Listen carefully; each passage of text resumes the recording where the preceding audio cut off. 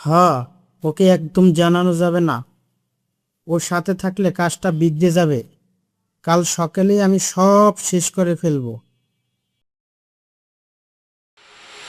কিরে আবির, আমাকে বাদ দিয়ে কাল কি কাজ শেষ করবি শুনি? আমি সাথে থাকলে তোর সব কাজ নষ্ট হয়। মানে, তুই এসব কি বলছিস? আড়ি পেতে শোনার অভ্যাস আমার নেই, কিন্তু আজ শুনে ফেলেছি। আমাকে ছাড়াই সব প্ল্যান করছিস।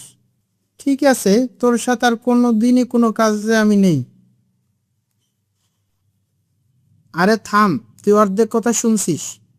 আমি মেকানিকের সাথে কথা বলছিলাম, তোর বাইকটা কাল সকালে ঠিক করে সারপ্রাইজ দিতে চেয়েছিলাম, যাতে তুই অফিসে সময় মতো যেতে পারিস।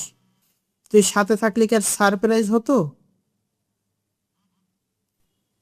ও, আমি তো ভাবলাম তুই আমাকে এড়িয়ে চলছিস। সরি দোস্ত। সব সময় আরে না পেতে সরাসরি জিজ্ঞেস করতি, তাহলে এই ভুল বোঝাবুঝি হতো না।